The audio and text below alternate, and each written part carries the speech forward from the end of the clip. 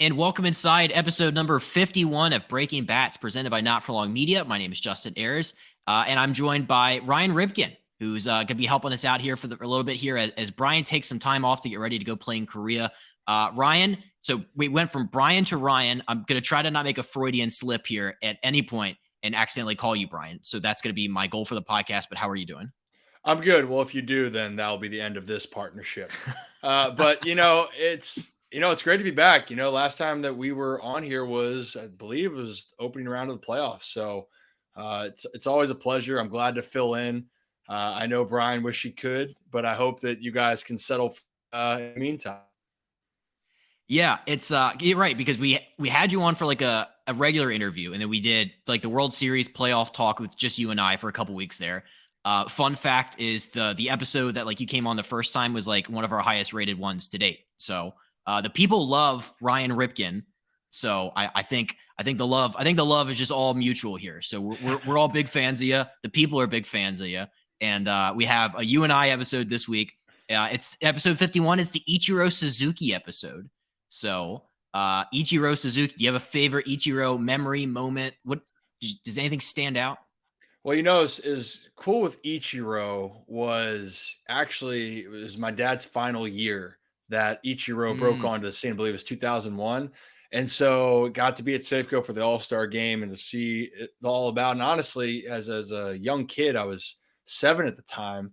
You're looking around and I wasn't really familiar with, some of I understood players coming from the Latin countries, but coming from overseas in Japan, and I'm thinking, man, who is this guy? And he's just lighting it up, and just the attention that he was getting on the All-Star game weekend was really cool. And honestly, he's been one of my favorite players to watch, so it's awesome. And that was probably that. And actually after that game, I got an Ichiro Suzuki signed jersey. So that was one of the jerseys I had hanging in my room for years. So if that's the closest memory, but that was like what put Ichiro on the map for me.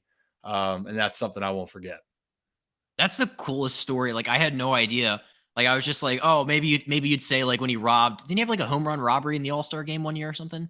Oh yeah. Was, I mean, well, yeah. actually he had the inside. Didn't he have the inside the park home run in San Francisco?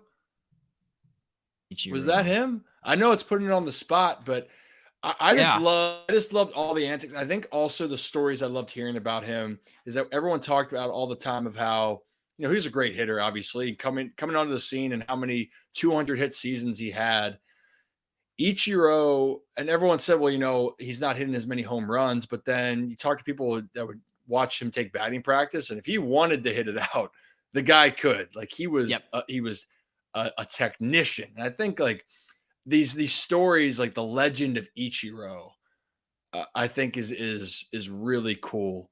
And that's like, I guess what people are feeling about Ohtani being the international superstar now, that was the feeling I had. Like Ichiro was that for me growing up. 2007 All-Star game inside the park home run by Ichiro. So. There it is. So I wasn't too crazy. There it is. The mind's still working, Justin. So I might be retired, but I'm in doing classes. So I guess got to get the brain working. I'm glad the memories haven't faded away from me yet. I don't have an Ichiro story as cool as that, but I just remember as a kid in the backyard, remember he'd do like the cool, like he'd grab like the front of his jersey and tuck it up before he swung. Like I'll be in the backyard with like the wiffle ball bat when I was a little kid, just like trying to get a little on base juice by pulling the sleeve up there. So nothing quite as cool as the 2001 All-Star game or the signed jersey and hanging in the Ryan Ripken bedroom, but that's all I got. Well, no, I don't think that's any cooler because that was just for my own experience. But I think what's the most like flattering thing is what you're talking about is when people emulate what a player does, like going to a backyard all the time. Like those are things like the other one I know is popular. Like people love doing the Gary Sheffield. The other one that I saw a ton was, but that's the thing, right? Like that's a sign that a player really caught your eye, and Ichiro was those guys. So glad we got to talk a little Ichiro today. I'm glad I came on for this episode. Yeah, episode 51. Shout out. So this week we have a lot of news like breaking today as we're taping this on Tuesday the 10th. Like, I thought Ryan and I were going to, talk about like, some broader topics, maybe nothing as like pointed in the baseball world, but it was like lunchtime this afternoon. I had MLB Network on in the office TV. I'm like, oh, we have some news that we're going to talk about. But before we get to the Carlos Correa saga, this episode is brought to you by our friends over at Som Sleep. Are you having trouble getting enough sleep at night? I know I do. The Som Sleep has you covered, though. The scientifically advanced Som snack has ingredients that are naturally found in your body, like GABA, magnesium, and melatonin. Sleep is the best form of recovery, and it has helped people everywhere take their game to the next level. All you have to do is drink one serving 30 minutes before bed, and your body will naturally calm itself down. Go to getsom.com, click shop, and enter the code BATS, B-A-T-S, at checkout for 10% off of your entire order of Som Sleep. All right, the Carlos Correa saga, I guess technically pending a physical, so it's not like official, but as of today, he agreed to a 6-year, $200 million deal with the Twins, which would be his third team of the winter and 10% of Major League Baseball. So little fun fact there. He's agreed to three. It's what, 3 times? Is that correct? Yep. It was on December 14th. Correa and the Giants had a 13-year deal in place for $350 million. It fell apart 6 days later. And then on December 14th, he agreed to a 13-year, $350 million deal. Or I'm sorry, a 12-year, $315 million deal with the Mets. And then that was just kind of in limbo for almost a month, because that was December 12th when that happened. And we're all just like, well, what? Or I'm sorry, it's December 21st, so a little less than a month there. But yeah, it's been a long, arduous process trying to figure out what's going to happen with Carlos Correa. But now I think we might have some finality to it. Does that shock you going back to Minnesota for him? It's not shocking in the sense that was probably the largest deal he was getting, financially speaking. It was interesting. I was on the 3-0 guys, and they just talked about this like before any of the news broke. Whereas the conversation of the Giants and Mets clearly were having reservations, and a 12, 13-year contract is a lot of time to invest in a guy. And so I thought what we saw here is that the Twins have familiarity. Obviously, they just saw him. They had a year watching him. Plus, they did clear him on a physical just in the last year. And also then it probably came to the point where they're looking at, is this the highest deal that he could get and leave himself, his family in a comfortable position? And I think that kind of checked both boxes. But think about that. A not less than, in a month's time, a 12, 13-year commitment got cut in half. And over that, he lost 100-some million. But correct me if I'm wrong here, Justin. He can earn up to incentives in the contract up to $270 million. Does that sound about right? Yes. If a series of vesting options kicked in, I'm pretty sure it's based off of plate appearances. So they're kind of banking on, like, if you reach, I don't know what the plate appearances number is. I don't have that in front of me. It's like 500 or something for a year. It's like, then you get more money, and then more money. Basically, it's like a hedge. If the right ankle that's like surgically been repaired and had like a plate installed in it, if that like creeps back into, if that becomes a thing later on down the road, it's like, they kind of have a way that they, protect themselves there. But yeah, that's a smart contract from the Twins. I just thought it was funny that like Correa opted out from this contract. He could have stayed with the Twins. He really put himself out there. He signed with 2 different teams that weren't the Twins. And then, he goes back to the ex-girlfriend there after mistreating them this whole offseason. And then it's just like, hey guys, I'm back. It's a roller coaster ride that we're not used to hearing, but I will say this, and more about it, and I try to look at it from the team's perspective, right? You're going to be dishing out that type of money. When Correa going into it, yes, he signed a multi-year deal initially with the Twins, but everyone kind of had that feeling he was going to opt out because you want to test the market. And to his credit, he had the deals in place. Boris got him the deals in place, but the teams weren't comfortable. And why? Because Correa's value has been both not just his offensive ability, but his defensive ability. And the fact if he cannot be that same player for the longevity of the deal, that's concerning to a team like the Giants and the Mets that were willing to pay the high-end money and being some of the largest contracts in Major League Baseball history. So I think that's what we're seeing with Carlos Correa. I don't think that, obviously, the Twins weren't too upset about it. I think they thought that, or what it seemed to me was that the Twins, if they were going to get into a high bidding war, they could not compete. And with the Mets and Giants, they could not. But then when the price drops down low and they could offer that back to Correa, here it is. So I don't think there's any hard feelings with it. But that just shows you just how quickly the business can change, just like that. You brought up a good point, and MLB Network was talking a lot about this today, where it was like the market size of Minnesota. They can't compete with the guys on the coast. They can't compete with the San Franciscos and the New Yorks in terms of like waving a bunch of cash in front of a player, or really like I don't. It's they have to offer like a different set of things to a player, and they have to get a different kind of player. But yeah, I think they're loving this because they get a player of Carlos Correa's caliber for. I mean, I think he's making, was it like 33 something? It's like a little bit under Lindor.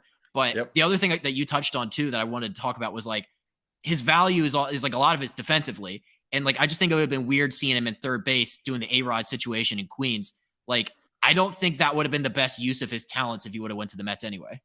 Yeah, and listen, the Mets were going on in. Steve Cohen was fully invested, and when you put another great player on the field, your team's going to get better. And Correa would have adjusted to third base, no doubt in my mind. But you're right, his value and what you've seen him bring to the shortstop position has been tremendous so far in his career. But then again, like here's the kicker, and that's where it gets caught up. I think Correa is going to play well this year, the next year, the following year. Like I'm not concerned with his ankle, but clearly when you're committing to, because I forgot the age I had on Correa right now, but you're assigning him to a 12, 13, so he's 28 right now. So the deal's going to, and I know no one's expecting to play the level of 40. I know they're saying breaking down the average year, but think about that in a contract, you're hoping still in a 12, 13 year deal that you're hoping you're going to get 7 or 8 solid productive years. And right now they didn't feel, the Mets and Giants didn't feel they were going to get that. So I think it's awesome for the Twins. I think that they waited, they knew how much that they were willing to spend. And when the opportunity presented itself, Correa's back, and that makes the Twins better. I obviously the Twins fell off at the end of the season, but I think they're going to be right in the mix again this year in the AL Central. That was actually the next thing I wanted to ask you about, is that like, what is this? What does this mean from Minnesota's perspective? Because if you look at it on paper, I mean, they upgraded it slightly in some places, but like this is pretty much just the exact same 78 win team last year. I mean, granted, I looked it up. They spent 92 days in first place, but then you're right, they faded down the stretch. I mean, Correa played like 135-ish games this past year. So maybe if you get 20 more out of him, that would be good. But like, I don't know how much better this team got. It's pretty much just the exact same collection of dudes. Yeah, it is, but I will say the AL Central to me is still not the division that is. It's AL East. It's not like the NL West where you could see that there's going to be a combination of teams that are really going to push to not only win the division but be the top team in each league. So. The White Sox are going to have the expectations. The Indians are a very young team, but can the Indians build off of the year that they had last year? It's going to be a good question. The White Sox have the talent, but they're in this kind of new stage. Jose Abreu leaves. What happens? So the division to me seems still up for grabs. So the Twins, if they're able to put things together, and again, they did collapse down the stretch. So whether you're saying that they didn't have enough or not, they just didn't play good baseball, but they were in it long enough to have the discussion of, well, the Minnesota Twins could do it. Now, can they just maintain it for a 162 game season? That's a good point. The only other point I had from this is that, like, should the Giants feel a little bit less bad? Because you remember when that first came out, it was like the day of his press conference when the jersey and the hat were going to be put on, and everybody was going to be loving Carlos Correa in San Francisco. And that's when it fell apart. We just all made fun of them. Like, should the Giants feel a little bit less embarrassed that the Mets just did the exact same thing? Maybe. I think. I think embarrassed. It could. I wouldn't say it's embarrassed. Because I think that was what the market was showing. The price was getting driven up on him, and the Giants already they struck out with Aaron Judge. Weird, bad pun intended, but Aaron Judge, went back to the Yankees. It made sense. So the Giants were looking for that extra piece to give them the jolt. And then the Mets did the same thing. So I don't blame them for it. I think above all, it just sucks. It sucks that you wanted a player so bad and you were willing to do that. But then when push came to shove, you didn't like what the investment looked long-term. So, I think both organizations are going to be fine. It just, But the team that looks good where they poke their head back out is the Twins. I mean, in my mind, I'm thinking no way he's going back there just because of how much money he's going to make. But I think that's the beauty of it, and it's a reminder with everything in life, right? You never know what's going to happen. And prime example, Correa back as a Twin was the option that I really didn't see coming. That's a good point. Maybe if you're the Giants and you're the Mets, you could take the high road and hang your hat on the fact that like you come out, maybe you come out looking good. Maybe if we're doing the spin zone, it's like we dodged a bullet here, fellas. Like I remember the Orioles did that a couple times, like deep in my heyday, like the mid 2010s, where it was like, hey, we signed Grant Balfour. It's like, yes. And then it's like, well, the medicals came back and it didn't really look so good. And it's like, oh, we signed like Tyler Colvin. It's like, yes.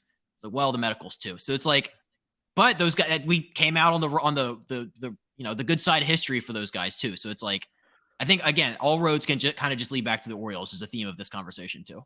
Yeah, always leads back to it. But I will say this: I mean, tell me what you think. Do you think the Mets specifically, because the Giants, to me, they're going to have some tough sledding out there, and I know the AL or the NL East is just as competitive. But the Mets, if the Mets go and win with the staff that they have and the team that they have, people are going to. Wouldn't you agree that people are not going to worry too much as long as the Mets get over the hump and try to get to the World Series? It doesn't matter. It will matter, though, if Correa has a big year with the Twins. Yes. And I think also Steve Cohen could probably not. I found a quote from December 21st where he said, quote, about the Carlos Correa signing. This really makes a big difference. I felt like our pitching was in good shape. We just needed one more hitter. This puts us over the top. That was before they agreed to the contract. So maybe he could maybe not comment on deals that aren't finalized. But also, if you're in the Mets locker room right now and you're like, you're looking around like, do we really need another hitter? It was Eduardo Escobar, the third baseman that was going to get bumped into super utility, is probably just like, whoo, bullet dodged for yes. now. Yes. For now. So it'll be interesting. There's a lot of expectations with New York, but the biggest thing is we know winning cures a lot. So if the Mets can go out there and win, they're not going to feel bad. The Giants are the team, though, to me, where it felt more desperate because their roster, it's going to take a lot for the Giants to try to push past the Padres and the Dodgers. It's a great point. Speaking of all roads lead to the Orioles, the next thing I had was this news story is maybe 2-3 weeks old, but we haven't actually talked about it on the podcast yet. It's about friend of the podcast, Adam Frazier, signed a 1-year, $8 million deal with the Baltimore Orioles. He figures to be primary second baseman by all accounts, or if not, like at least like a high usage utility player, because he can play, like he plays short, he plays the corner outfield. He had a down year in 2022. The Frazier of Pittsburgh there was an all-star. So, but what did you think about the fit? I mean, it's like, I feel like a lot of Orioles fans on Twitter, especially, were just kind of like, is this our big move? But like you and I were talking about a while ago, where it's like, yeah, this guy was an all-star just like 2 years ago. So pump the brakes. Exactly. I mean, the thing is, I think the bigger theme for teams, it's the sexy move is signing the big names. It makes you feel good in the initial moment that that you're moving forward, right? Mm-hmm. But just because you're not signing the big names doesn't mean that your team's getting incrementally better. And the Orioles have made moves to get better. And Adam Frazier is one of those moves that overall makes the team better. He's been around the game and he's 2021, he was an all-star, right? So he's not far removed from being an all-star.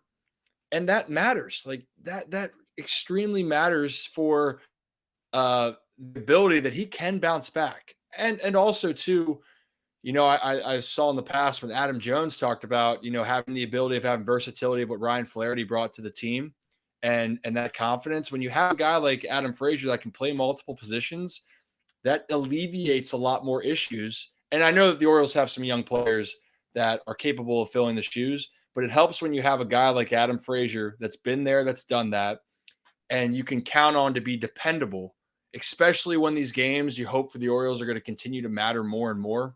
I love the move. It's not a move that everyone likes, but I think it definitely made the Orioles better. And I mean, I think that we're both in agreement on that. It's funny too, because I think he might even talked about where it's like, he might be like the oldest person on the team, or if he's not the oldest, I think he might be like the second oldest, and he's only 31. But 31 I think years old.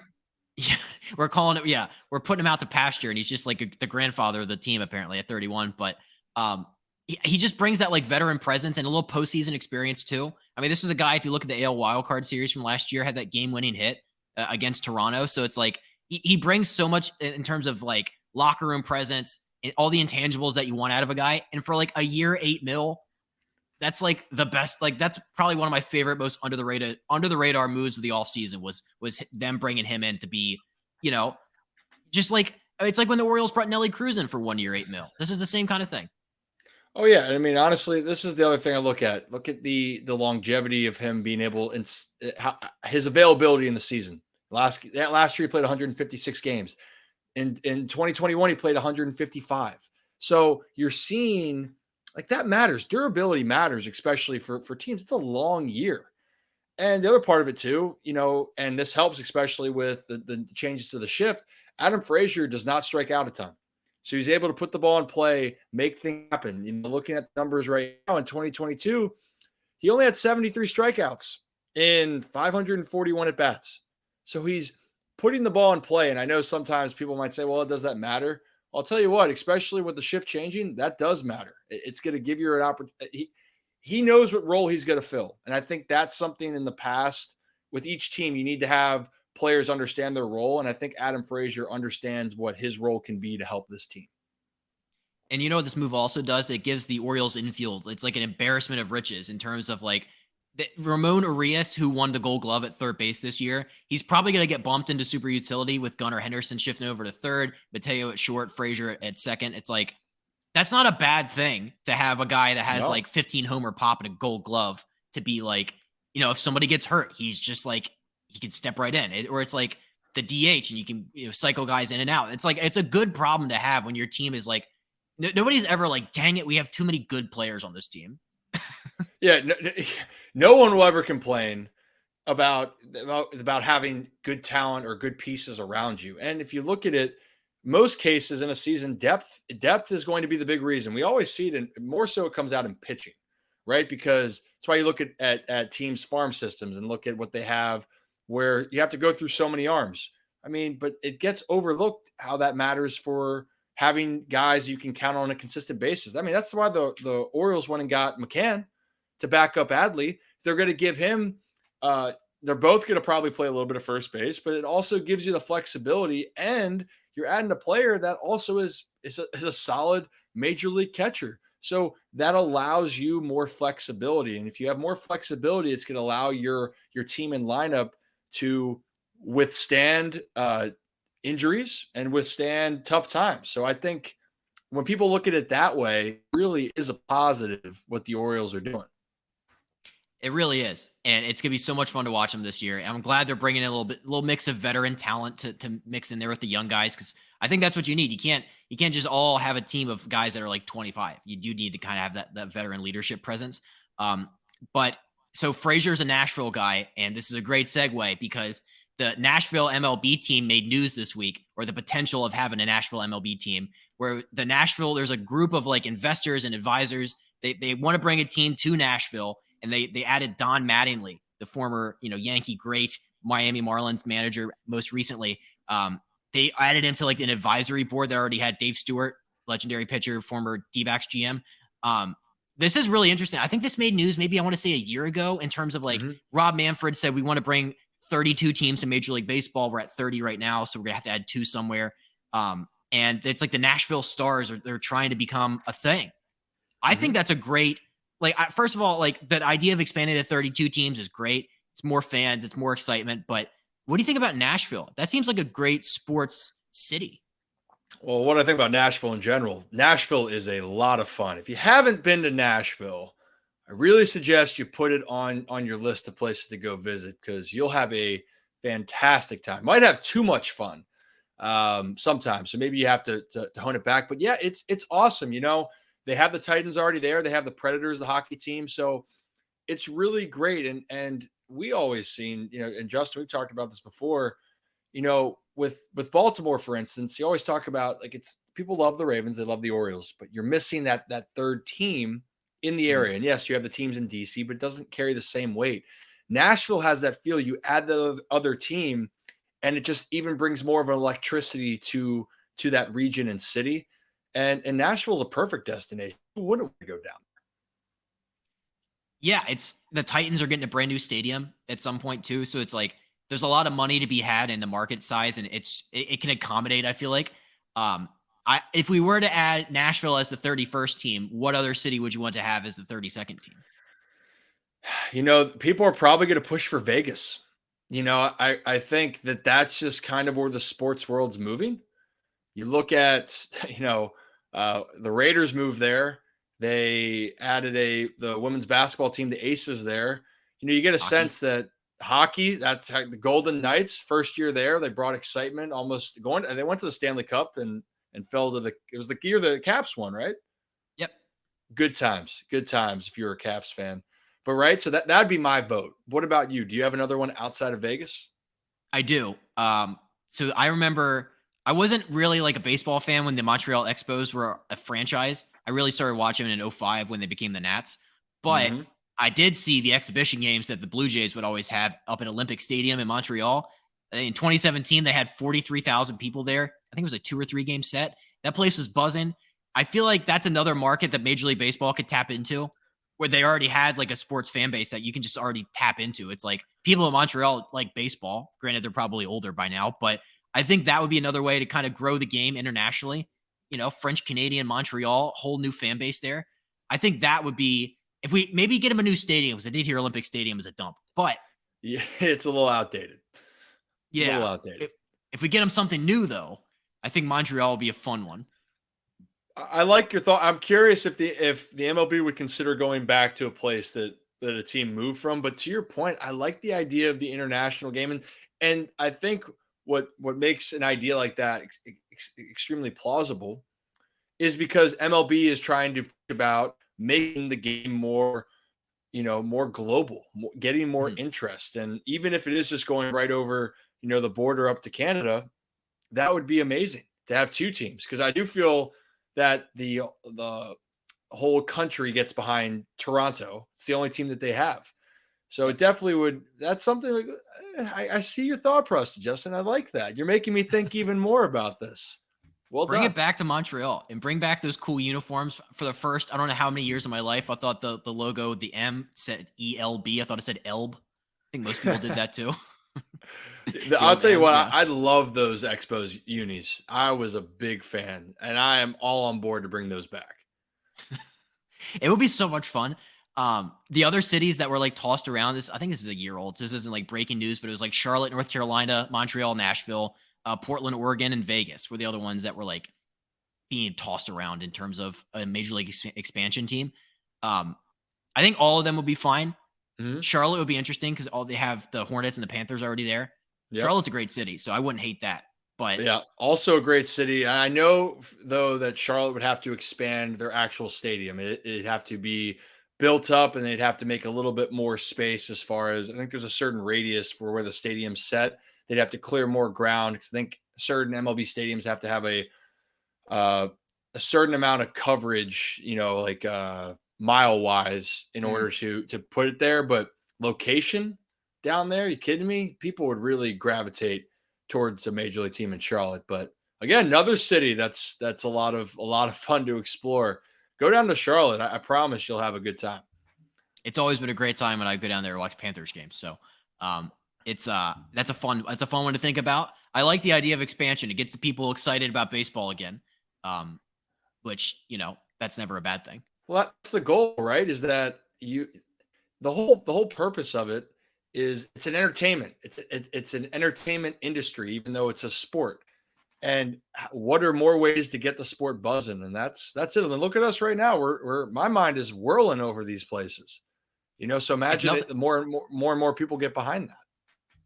If nothing else, you can just go to like Dick's Sporting Goods and buy the hats and the gear and stuff. So like that would get me excited about a new team.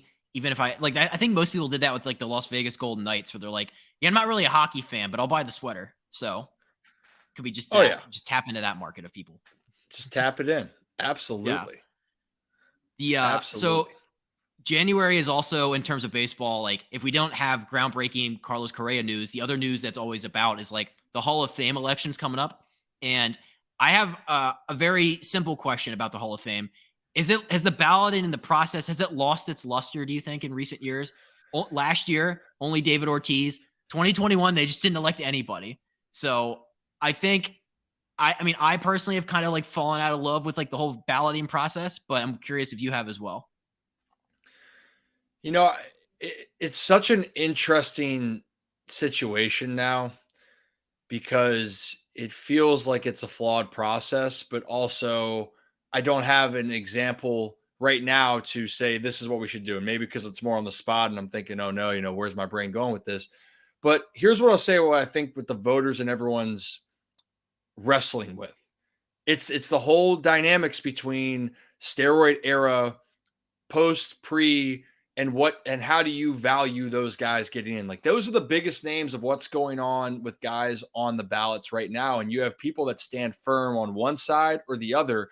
And in most cases, though, they are standing against the steroid era. So you're seeing some of the big names are so iconic in the early 2000s or early to mid 2000s that aren't getting in.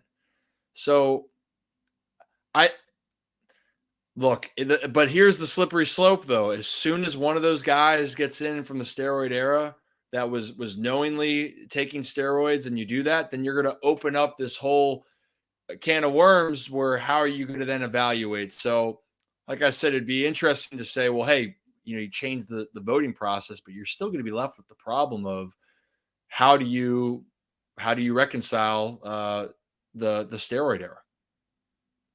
I don't know. I mean, you definitely I can feel it. I know you have a strong opinion about this. I'm just tired of like the whole process itself with like the writers having like this power where they just kept Bonds and Clemens off. Like, if you're going to do the thing where it's like, we don't want them to be elected in the first ballot, which I think somebody tried to do that one guy tried to do that for Derek Jeter. Not related to steroids, but some people just don't think that they should be a first ballot anybody. So there's like people that just have these wild, like fringe voting groups of the BBWAA people. But the fact that we didn't put him in Bonds and Clemens in 10 different ballots, and then they had what is it called? The contemporary era committee got together and we're like, okay, surely they're going to like, all right, guys, you didn't get elected via like the write-in or like the votes. You can get elected this way. And then they're like, still no. And I think a lot of people are just like, okay, well, what's it going to take? What are you guys even doing? So yeah, it's frustrating for fans' perspective who just want to see the best pitcher and the best hitter of all time in a stupid museum. I think that's where it is. It's that frustration that builds. And, like in a different case, like I love the fact of players evaluating. So like when Harold Baines got added in, and people were saying, and I know writers have a different opinion, but hearing guys around the game for a while would say, Bainesy deserved to be in the Hall of Fame. And whether you don't like it or not, they have different ways of measuring things besides just always the metrics of stats. And I know that stats are one of the biggest reasons of why you're in, whether you're doing it by WAR, you're doing it by average, all the offensive categories as well and defensive. But, there's something about also being able to sustain and play for a while. And like Harold Baines, for instance, played for 22 years, and those are things that you don't see in the game. Like people understand how hard that is. But you're right. The system definitely is flawed. That's the thing that's crazy to me was like Mariano Rivera got the unanimous one, right? That's the only one to date. But then you're telling me you look at guys like Ken Griffey Jr., even Derek Jeter, that sense. But like Ken Griffey to me was the player growing up where I'm like, there's no way he shouldn't be. And I also think that Ichiro Suzuki, when the time comes, episode for him, he's a guy, when you look at the eye test, there's no reason to me why he shouldn't be. Just because he only played X amount of years in the major leagues and he still is one of the best hitters ever. Like there should be no reason why. And I think that's where the frustrating part is. Whether you feel that guys shouldn't be unanimous or not, like, come on, it's possible. If you think a guy's a generational talent and proved it for X amount of time, he should be in. And it shouldn't take more than one vote to get him in. Sorry, you got me going on that now. No, it should get everybody fired up because it's funny because you look at like some of the best baseball players of all time and it's like their percentage was like Tom Seaver was like 98 point something. I'm like, who didn't put Tom Seaver on their ballot? It's just these people have their own crazy ideas of who should and shouldn't make it, which always frustrates me. But like if you look at this year's ballot, so like Ryan Thibodeau has like the Hall of Fame ballot tracker, which I look at as a little Excel Google sheet. Yeah. We only have 2 people tracking so far to get in, and that's Scott Rowland and Todd Helton. There's only 35% of the vote in. So it's like, as with most elections, with 35% of the vote, a lot would change. But I don't know.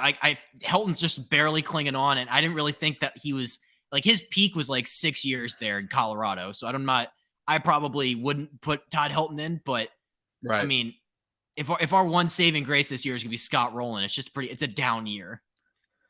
Yeah, I mean that's the thing. So like, I'll actually, Justin, I'll run you through a list real quick. You know, just of names, the guys that didn't, because there's only one that got unanimous. But real quick, all right. So let's start again with looking at Hall of Famers. I already talked about Ken Griffey. So Nolan Ryan, first ballot. Did he not make it in the first ballot? No, he did. I'm sorry. Let me re-question. Oh. No, like let's just say yay or nay. Like why should it have been unanimous? Like this is what's crazy to me. Like Nolan Ryan. Yeah, I mean that probably should be 100%, right? Right, and he's not. You know, you go through Hank Aaron, Tony Gwynn, Randy Johnson. You know, a guy named Cal Ripken Jr., which I probably wouldn't vote that one. But the other guys, right? I think incorrect, and this is, I think, the eye test that I'm trying to explain. And all those players that I mentioned, what's the reaction that you get, Justin, when you actually when you watch them either on videos or look them up? Like what is your reaction? The best of all time at their position in some cases, like the best of their generation, just like the best. And yeah, if those people, like, I know they weren't unanimous, and I just would love to know like the 6 people that were like, actually, we're good. We're not going to put them on this. So I think that's where the argument comes in, is when the fan watches or other players watch, and you can identify of going, this player is just different. And then he also has really good stats to line up, and injuries are going to happen. Right. And that will like Ken Griffey Jr. bringing him back up again. But like, that was something. Griffey was on pace to be the home run king. He was on pace to be arguably like the greatest hitter of all time. Like, that's how great he was. And injuries slowed him down. But I think that's the thing. You prove my point. You're watching, and that's where I think fans get frustrated, is that the eye test shows that those players left such a lasting impression with their play that was so spectacular. Why wouldn't they be first ballot Hall of Famers?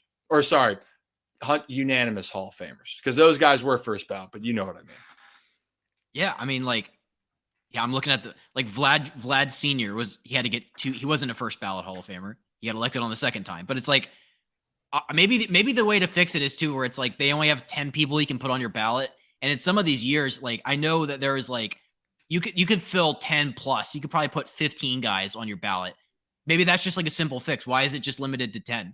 I think the Football Hall of Fame might be less than that too. I think the Pro Football Hall of Fame is like, you put like 4 people on your ballot or something. It's way more exclusive on that sense. You know, the whole process is way different than with the Hall of Fame for baseball, no doubt. But it's like, I'm even looking at this right now. Like Pedro Martinez, got 91% of the vote, I believe. I'm looking it up again right here. Yeah, Pedro Martinez, 91%. The guy won 3 Cy Youngs, finished in the top 3 of Cy Youngs 3 other years. He's an 8-time All-Star. He won the ERA title 5 times. And again, that the here's the fan image here. Boston All-Star game, Pedro's on the mound, and that was one of the most electric moments. And again, like, it's an All-Star game, it doesn't matter in the sense for stats, but that's what we're talking about. You're going prime Pedro like that. That only comes along once in a generation. So I'll stop talking now. But now you got me fired. I blame you, Justin. This is like if we didn't have Carlos Correa news, this would probably be a larger portion of the show, where it's like, yeah, this is like a lot of what baseball in January is about, is like people arguing on MLB Network about the Hall of Fame, as for good reason, because there's a lot of things that make me mad about it. and there's a lot of things that we need to clean up in terms of voting and who gets in and who doesn't. So I do like the fact that some of the steroid era guys are creeping up there, where it's like A-Rod and Manny Ramirez, and like some of these guys' vote totals are creeping up to like that 50%-ish mark, where you just know that like if we're at 50, we're pretty close to 75. So maybe start banging the drum here for A-Rod here soon. But yeah, that was our little Hall of Fame. The MLB Network does like the round table. We'll just have like I don't know. We need to find some sort of table, and then we'll just have another discussion about it. Oh yeah, that works for me. But yeah, you're right. This January time, that's usually what it is, because it's a lot of downtime, and I'm a guy that doesn't like to speculate on a lot of moves. So I'm glad we had a couple moves to talk about, and getting the nostalgia of me looking. I actually enjoyed looking at some of the old players.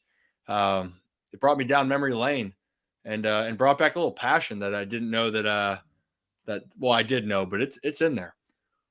Baseball Reference is just like one of the best websites in general. You can just go look at like Tony Gwynn's statistics and how he struck out like 15 times a year for 20 years. And then it's just, you can just be wowed by Barry Bonds' on base percentage too. Like there's things you can just look at and be like, that's sweet. You can talk about going down a rabbit hole. I know a lot of people go down TikTok for a while and all this stuff, and I don't blame them. There's a lot of stimulation with TikTok.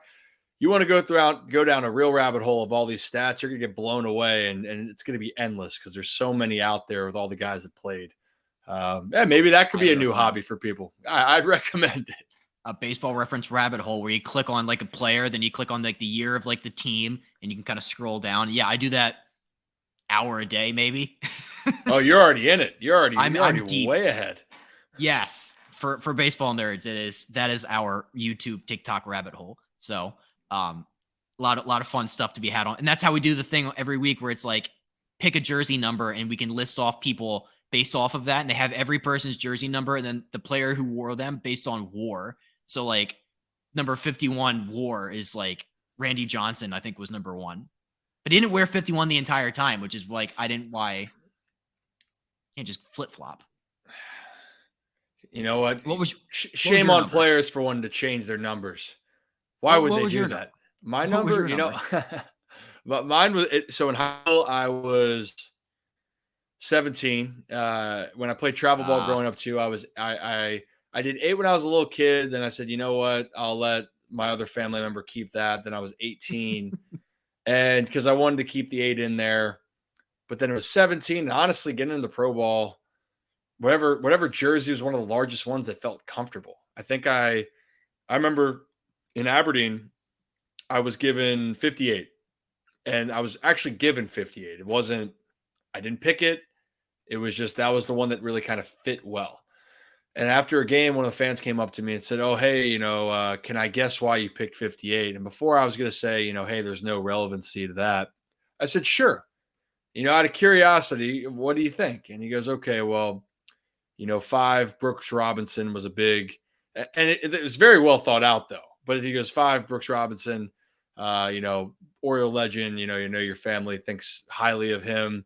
8, it's already explained, representing your dad. But then it goes, and then 8 minus 5 is 3, and 3 was your uncle's number. And so that's why you chose 58. And I go, wow, like you nailed it.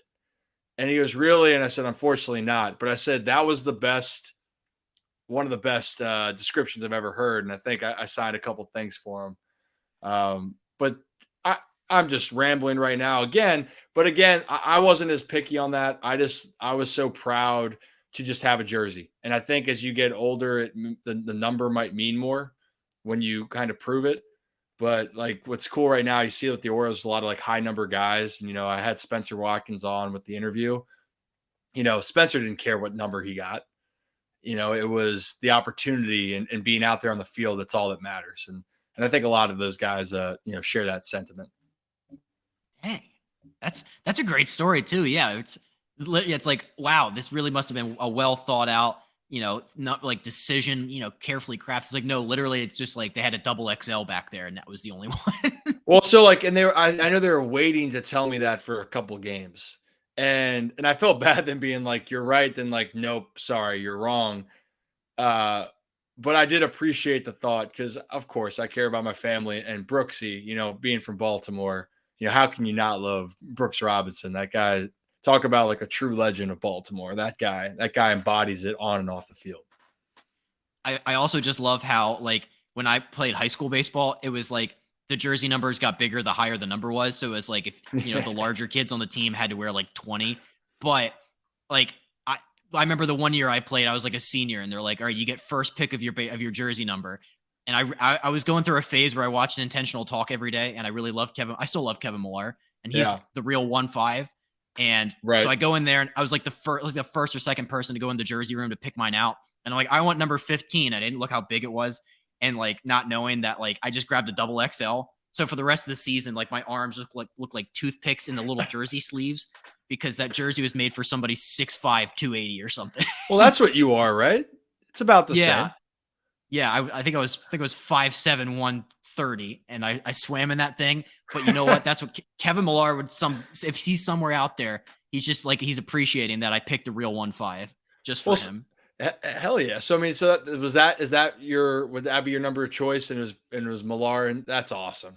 I still great. like 15. That if I like, in another life or on MLB The Show, like, road to the show, I'm still 15. So, Orioles legend Kevin Millar again, Another Orioles legend. He might it all not comes consider back. himself. He might not consider them more with the Orioles, but we definitely do here. I will say actually the numbers that I used a lot and outside was I used 35 for basketball and 5. Can't tell you why. Oh, And it well, wasn't, 35 is 5 plus 3. yeah, 5 plus 3, 8. And again, now that I hate that I said that out loud, I promise people that's not why I chose it. It really isn't. I just really like the number 5 and then 35. So don't hold that against me, but it's fun. I miss being a kid in those stories. It's fun hearing those things. It is. Yeah, that was a fun little aside there. All right, we have two last things for you guys. Our top 5 for this week. So we're going to be starting fresh. We're going to clear the record books because I think every time Brian and I would do this, he would beat me in terms of like the fan voting thing on Instagram stories. So every Friday, vote on our Instagram story poll because it'll be Justin versus Ryan this time. And maybe I can redeem myself. I don't know. But that being said, our top 5 for this week is going to be the top 5 best free agent contracts of all time. And these are not like players who are with a team and then re-signed. It's literally like new, starting fresh free agent contracts. I'll start us off as per tradition, going 5 through 1. My number 5, it's going to be Nelson Cruz, 2014. That was that 1 year, $8 million deal with the Orioles. His numbers from that year were insane. If you remember this, he signed super late. It was a Dan Duquette special. Scooped him up in like March, I think, because nobody wanted him because the steroid stuff. 159 games, 40 bombs, 108 ribs. He was an all-star, consistent thump on the 2014 Birds that had a bunch of injuries. So that's my number 5. Holds a special place in my heart. Number 4, it's going to be Greg Maddux with the Braves. In his 5 seasons in that contract, he had 3 Cy Youngs, 5 above average seasons. He won a World Series and a pennant, and he averaged 7.8 WAR per year. So Greg Maddux. And then number 3, it's going to be Manny Ramirez's contract with the Red Sox. 8 seasons, all of them fantastic. 2 World Series, averaged like 4.2 WAR a year. Just a great, and I think they traded him, and I think they got back Jason Bay, I want to say. Just also like the Red Sox just had like another 40 homer-ish guy in the lineup. Thanks, Manny. Number 2, Randy Johnson, the big units contract with the Diamondbacks. He had 4 years there, and he won the Cy Young every year. Just fun to say out loud. And they won the World Series in 2001. So that's number 2, but it doesn't hold a candle to my personal number 1. It is Max Scherzer's 7-year contract with the Washington Nationals, 2 Cy Youngs, a World Series title, Mad Max. Just so many great memories of watching him stalk around the mound. Just a lot of my childhood was spent, watching Max Scherzer pitch. So that is my 5 through 1. What do you think? I like it a lot. I mean, you start off with a bang with Nelson Cruz, by the way, and man, did he thump that year. And you finish strong. Hey, look, I like it. I'd vote for you, but I also would vote for myself coming up. But the Scherzer one, to talk to me about the moments. So did that make you believe in the Nationals more, or did you become more of a Scherzer fan in that moment? Because I feel like people maybe knew a little bit about Scherzer, obviously, if you followed baseball, but he really took off when he came to the Nationals as far as the appreciation for him. It was kind of like a double whammy because on the 2014 Tigers, like I watched him go against like the Orioles and like I watched him that most of that year because the Tigers were really good. I'm like, it's just nice that like the Orioles don't have to deal with that in the AL anymore. And then he goes to the Nationals, who's always been like 1-1A in terms of fandom. And it was funny because when Scherzer first signed with the Nationals in 15, I went to a Marlins Nationals game in Miami, and I was just like wide eyed. I was like, there's nobody at this game, so I went down to the field and I like got his autograph. And if you remember, that was when he almost threw a perfect game, but Jose Tabata leaned in and caught the ball for hit by pitch. Oh, yeah. That was like a week after that.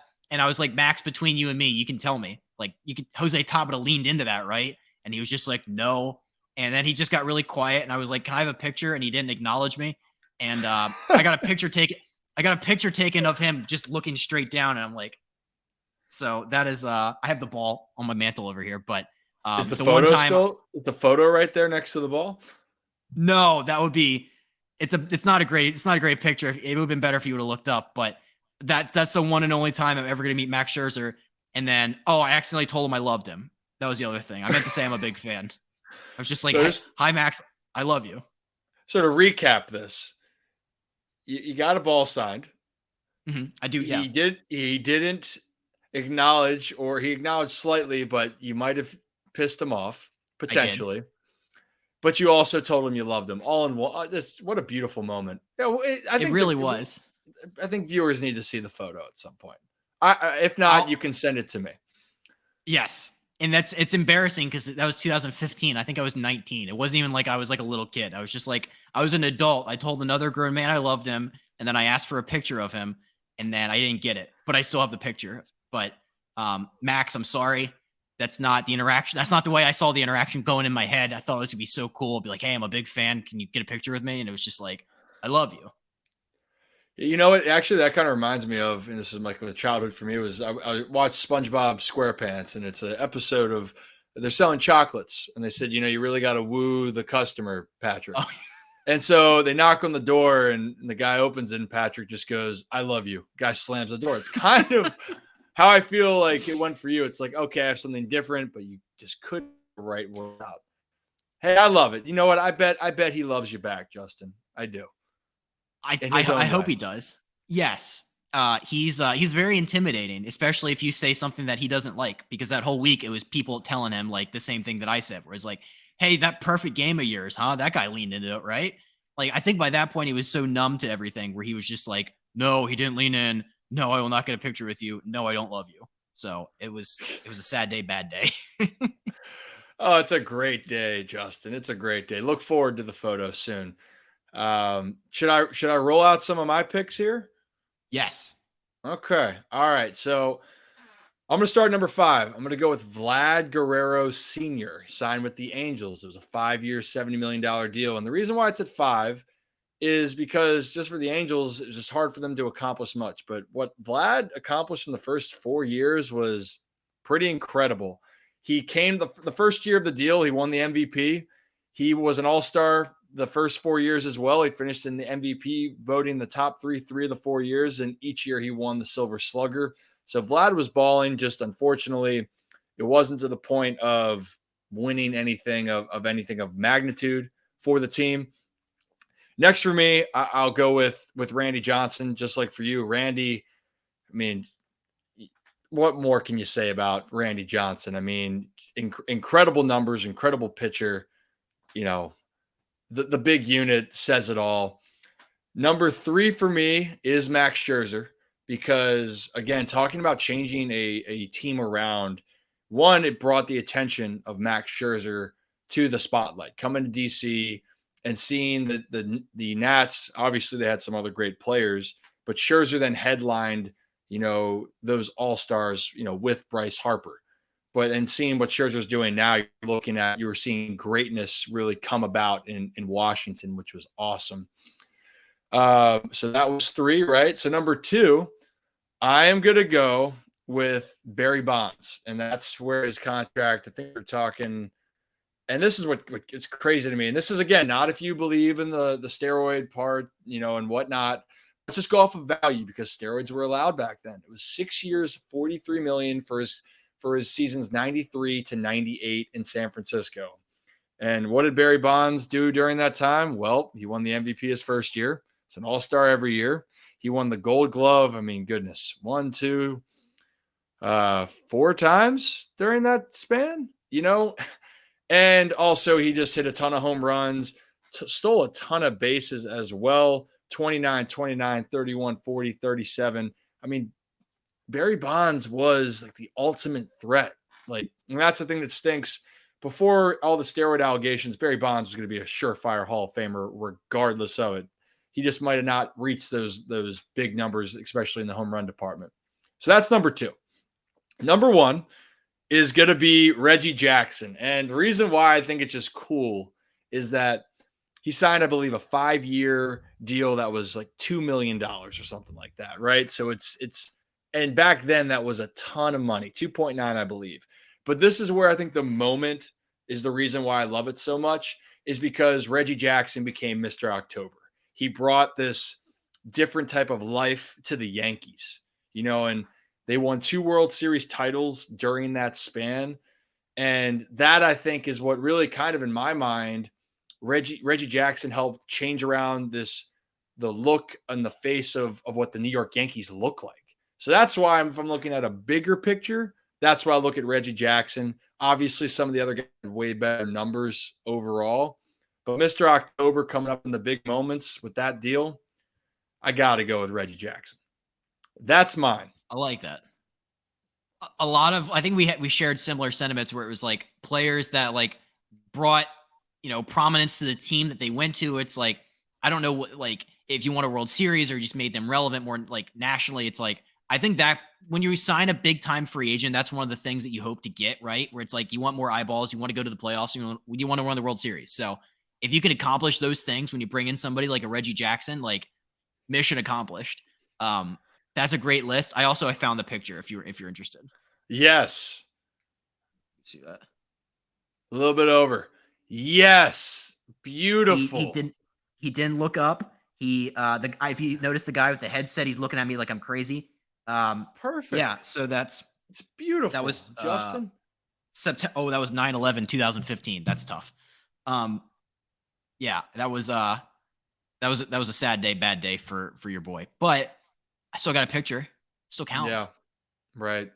Shout out Max. You shout out Mad Max. And I think the other part to talk about, like why I love that you bringing up the idea of talking about free agents, because it's perfect right now. And it's also a reminder of how many, maybe this will be a different time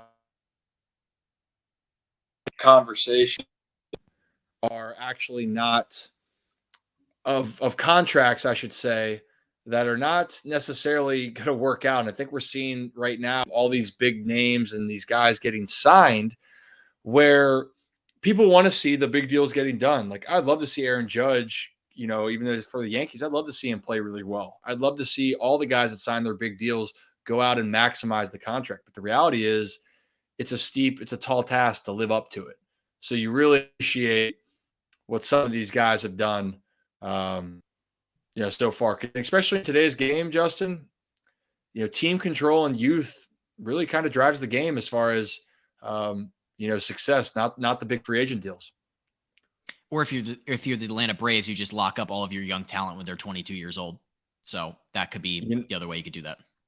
I mean, if you really want to get some guys going, Kyle and Nate on 3-0 take about the conspiracy of what is happening down in Atlanta.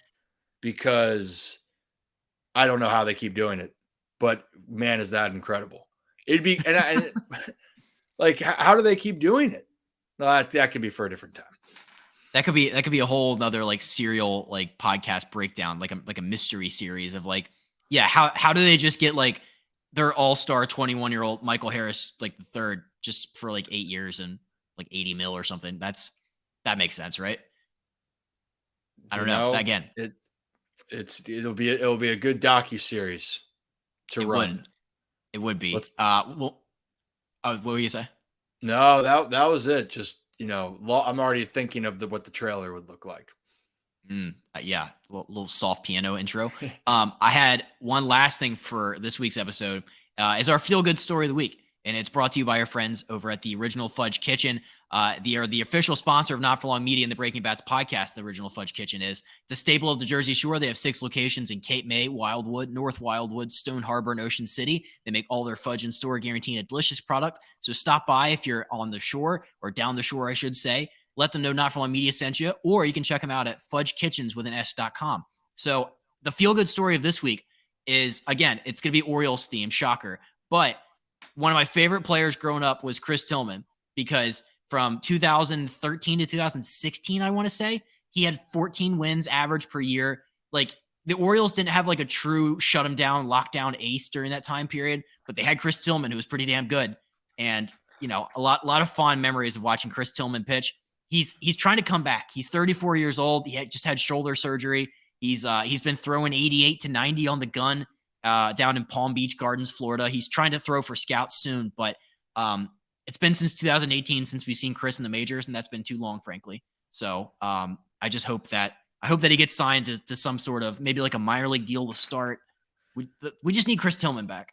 It would be great. You know, honestly, it was awesome to see. One great story, because as we all know, coming back and trying to make something happen, it's challenging. It really is. But what I applaud so much is that you love something so much and you're passionate and you want to keep it going. You know, you can only have these opportunities for so long.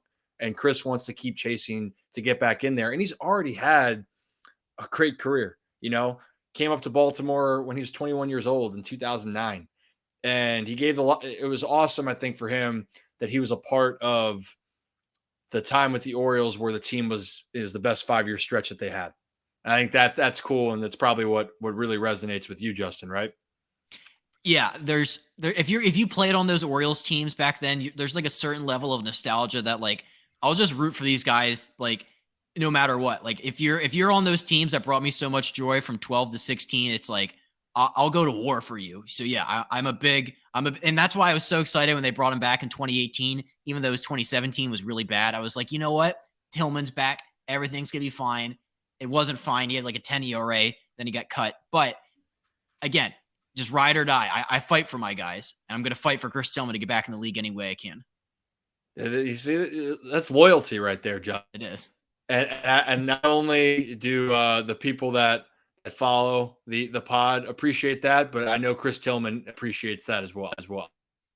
I met him at FanFest one year. It was a very fun time. I bought this was back when FanFest was rocking at the Baltimore Convention Center. You could buy like those big banners that would like hang on like light poles that were like 4 feet tall of like the players, double-sided. And so I got one of Chris Tillman, and then I like had him sign it at like FanFest.